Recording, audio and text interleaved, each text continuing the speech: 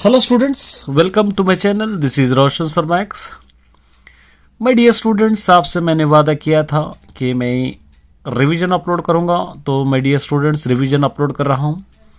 आज मैं अपलोड करूंगा फर्स्ट लैंग्वेज हिंदी स्टूडेंट्स के लिए। फर्स्ट लेसन में से कौन से इंपॉर्टेंट है, क्या क्या आ सकता है, देखिए। सबसे पहले सुंदर भारत, इस लेसन से आपको पढ़ना है। पोएट का इंट्रोडक्शन पढ़ना है, कवि परिचय आपको पढ़ना है। क्या दिया है कवि परिचय में? कवि का नाम श्रीधर पाठक है। जन्म 11 जनवरी 1859। जन्म स्थान उत्तर प्रदेश के जौंधरी नामक गांव में। भाषा ब्रज तथा खड़ी बोली। रचनाएं यहाँ पे मनोविनोद, कश्मीर और सुषमा, गोपी का गीत, भारत गीत। कविताओं का विषय प्राकृतिक सौंदर्य, स्वदेश प्रेम, समाज सुधार। ये आपको अच्छी तरह ये भी एक इसके अंदर याद करना है कि ताकि आपको पूछा जाए। देखिए सबसे पहले इसके अंदर क्या क्या आ सकते हैं, इससे रिलेटेड आंसर्स देखिए। पहला ये आपको याद करना है, भारत देश की सुंदरता का वर्णन कीजिए। हिंदुस्तान की सुंदरता का वर्णन आपको करना है। भारत देश की सुंदरता, हिंदुस्तान की सुंदरता के बारे में क्या दिया, देखिए। भारत अत्यंत सुंदर देश है, ये हमको पता है। भारत बहुत खूबसूरत देश है। इसके माथे पर हिमालय मुकुट के समान है। इसके माथे पर मतलब इसके सर पर ताज की तरह हिमालय है। इसके चरणों में सिंधु है, इसके पैरों में सिंधु नदी बहती है। यहाँ बहने वाली नदियाँ शीतल, श्वेत तथा पवित्र है। भारत कृषि प्रधान देश है, कृषि प्रधान देश है भारत। यहाँ चारों ओर हरियाली है। यहाँ के गांव बहुत साफ सुथरे और सुंदर होते हैं। यहाँ के गांव कैसे होते हैं? साफ सुथरे और सुंदर। यहाँ की संस्कृति भी निराली है। यहाँ के पर्वत माने पहाड़, पठार, जलाशय यदि यहाँ की शोभा में चार चांद लगाते हैं। इसको अगर अच्छी तरह आप सुनेंगे तो ऊन से भी आप इसको लिख सकते हो, क्योंकि बहुत ही इजी आंसर है ये, और ये भी आपको याद कर लेना चाहिए। अगर याद नहीं कर सके तो मैं ही पढ़ रहा हूँ, मैं समझा रहा हूँ, तो अगर सुन लेंगे भी तो आपको आसानी से याद हो जाएंगे। देखिए, भारत की प्रकृति निराली है। यहाँ का नेचर एकदम निराला है। यहाँ की प्राकृतिक सौंदर्य सारी दुनिया को लुभाता है। इसे अपने शब्दों में स्पष्ट कीजिए। पूरी दुनिया का यहाँ की खूबसूरती लुभाती, इसके बारे में अपने ओन सेंटेंसेस में लिखना है। देखिए यहाँ पे क्या कह रहा है, भारत की सुंदरता निराली है। इसके माथे पर हिमालय और चरणों में सागर है। अभी हम ऊपर का लेसन में, ऊपर के आंसर में पढ़े। यहाँ बहुत अधिक मात्रा में पर्वत, नदियाँ, झील, वन आदि है। मतलब क्या है, यहाँ पर बहुत सारे नदियाँ, झीलें, तालाबें, जंगल है। भारत में अनेक पवित्र नदियाँ भी बहती है। यहाँ की सुंदरता को देखने के लिए अनेक देशों से लोग आते हैं। यहाँ की खूबसूरती देखने के लिए बहुत सारे लोगों से देश आते हैं। इसी कारण पर्यटन भारत मुख्य व्यवस्था बन गया है। यहाँ का इम्पोर्टेंट रोल अदा कर रहा है कौन सा? टूरिज्म। यह इस बात का प्रमाण है कि यहाँ का प्राकृतिक सौंदर्य सारी दुनिया को लुभाता है। ये इम्पोर्टेंट है। एक और लॉन्ग आंसर आपको मिल जाएगा, ये आपको पता ही है। यहाँ से कवि ने भारत देश की तुलना स्वर्ग से क्यों की होगी, स्पष्ट कीजिए। हिंदुस्तान के जो तुलना की है पोएट ने, अब इसको क्यों किया है इसके बारे में आपको लिखना है। मैं एक बार रीडिंग करूंगा, आसानी से आपको समझ में आ गया। देखिए, भारत महान देश है। यहाँ की प्राकृतिक सुंदरता अद्भुत है। इसकी सुंदरता का वर्णन उन अनेक कवियों ने अपनी कविताओं में किया है। सिर्फ एक जने ने, बहुत सारे कवियों ने। सिर पर हिमालय का मुकुट है। सिंधु इसके चरणों को धोता है। इसकी गोद में अनेक पवित्र नदियां बहती है।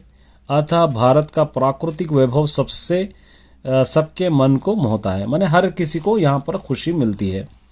भारत कृषि प्रधान देश है। यहाँ की कृषि प्रणाली प्रदर्शनीय है। इस धरती को सुखों का सागर कहा जाता है। हिंदुस्तान को सुखों का सागर भी कहा जाता है।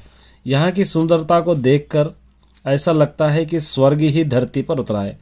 हिंदुस्तान की खूबसूरती देखकर ऐसा लगता है कि स्वर्ग धरती मतलब जन्नत जमीन पर आई है। इसीलिए भारत भूमि को स्वर्ग के समान कहा गया है। यह सुखों का सागर है। यहाँ के लोग स्वभाव से ही सज्जन है, माने अच्छे हैं। यहाँ अपने अपने धर्म तथा मत को मानने के स्वतंत्र है, माने अपने अपने मज़हब को, रिलीजियस को यहाँ पर मानने के इंडिपेंडेंस है। कवि इसके गुणों के बार बार वर्णन करते हैं। यहाँ न्यायप्रिय तथा वंदनीय है, इसीलिए इसे महान कहा गया है। इस सभी कारणों की वजह से कवि ने भारत देश की तुलना स्वर्ग से की है। अगर आप सुन लेंगे तो आपको ओन से भी आराम से याद हो सकता है, इसलिए अच्छी तरह ये आंसर है। 3 आंसर्स आपको इस लेसन में से आपको याद करना जरूरी है।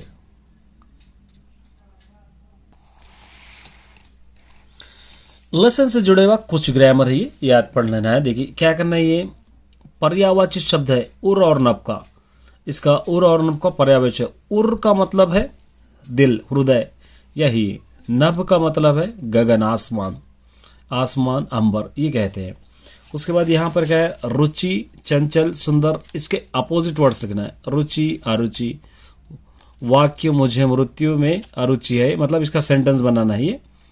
चंचल, अचंचल, इसका सेंटेंस क्या बनेंगे हम, पर्वत अचंचल है, मतलब नहीं चलते हैं। सुंदर, खूबसूरत, असुंदर, कुरूप, इसका वाक्य बनाना है तो असुंदर दृश्य हमें आकर्षित नहीं कर सकते, ये हो गया। उसके बाद यहाँ क्या है, संध्या, उम्र, मयूर, इसका तद्भव रूप लिखना है। संध्या का सद्भव रूप सांझ है, आम्र का आम है, मयूर का मोर है, इसका तद्भव रूप आपको यहाँ पर दिया गया है। अब यहाँ पर क्या दिया गया, देखिए दार्शनिक, स्वाभाविक, सुजनता, इसका क्या करना है, प्रत्यय पहचानना है। दार्शनिक का है यहाँ पे, दर्शन, अच्छा दर्शनीय, दर्शनीय, दर्शनिक, ये का भी आप लिख सकते हैं यहाँ पर। स्वाभाविक, विक है यहाँ पे, इसका का हो सकता है, इसका भी इक हो सकता है। उसके बाद सुजनता, एता, ये है, हो गए यहाँ पर।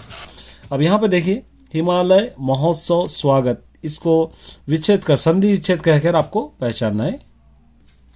यहाँ पर देखिए हिमालय, हिम प्लस आलय, ये स्वर्ण दीर्घ संधि है। महोत्सव, महा प्लस उत्सव, गुण संधि है। स्वागत, सु प्लस आगत है, ये यणा संधि है। इस तरह आपको लिखना है। यहाँ पे देखिए सुजनता में सु उपसर्ग है, ऐसे सु उपसर्ग का प्रयोग करते हुए 5, मतलब सु का उपयोग करते हुए 5 वर्ड्स आपको लिखने के लिए कह रहा है।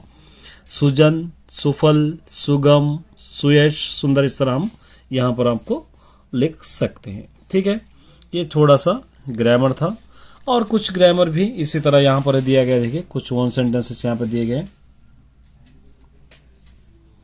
यहाँ पर है मानवता में प्रत्यय पहचाने, मानवता, इता प्रत्यय है मानवता में। उपवन, इसमें पर्याय क्या है, उपवन, इसमें है उपवन माने बगीचा, उघान, बी वाला। स्वाभाविक, सुजनता, गत शोक है, यहीं पर ये रेखा के शब्द का उपसर्ग पहचानना है। इसका भी यहाँ पे क्या है, सुजनता का सु है उपसर्ग। यह पुस्तक अच्छी है, रेखा के शब्द पहचाने। अच्छी है क्या होता है, विशेषण है, सब यहाँ पे एडजेक्टिव हम कहते हैं वो है। उसी तरह संज्ञा, यहाँ पे क्या कह रहा है, विस्तीर्ण शब्द का विलोम, विस्तीर्ण, फैला हुआ, इसका अपोजिट वर्ड्स क्या आता है, विस्तीर्ण माने फैला हुआ, संकीर्ण आएगा यहाँ पर।